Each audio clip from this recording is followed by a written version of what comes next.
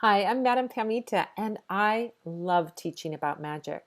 If you have a question about spells, the law of attraction, spirituality, witchcraft, Slavic folk magic, spirits, divination, you can join me on Sundays at the Live Magic Q&A where we record an episode of my podcast, Magic and the Law of Attraction, and then I answer your questions on anything mystical or magical live over Zoom.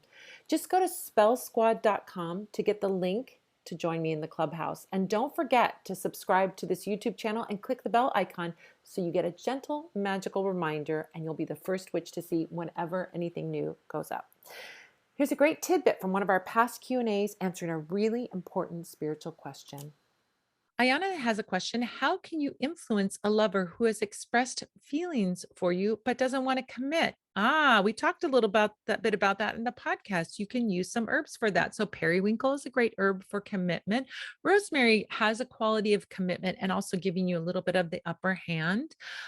You could also be using bloodroot is another great one for commitment. So these are all beautiful herbs that you could be adding to your spell.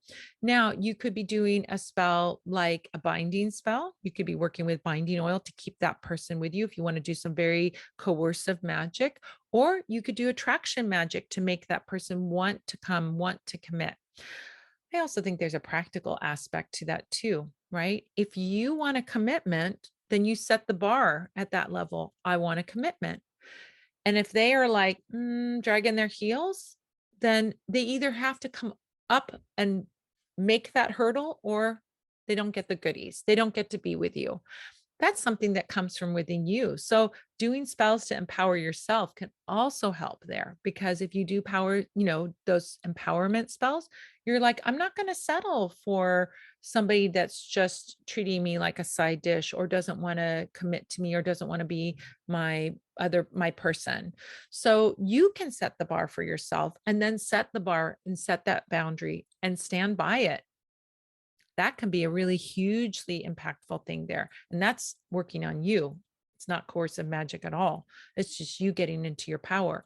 Queen Elizabeth is a great herb for that, root for that. It's part of our herbal magic. So Queen Elizabeth oil can be great for that. Like where you're like, I'm the queen and the queen deserves this. This is what I'm wanting. And if you bring it, great, we can go forward. And if you don't, I'll go find someone that does, right? That's the queen's attitude. So if you want to start doing that, that might be a good way to work. You can work with candles. You can work with come to me spell. You could work with a lover's passion spell. There's all kinds of spells that you can work with. But I really think about the idea that working with your own empowerment. Egyptian queen candle spell. Hey, what about that? Get that attraction energy going and also get your standards higher, right? This is what I want. This is what I'm working on. And if you aren't interested in that, I'll go find it somewhere else. That's the attitude to have, right?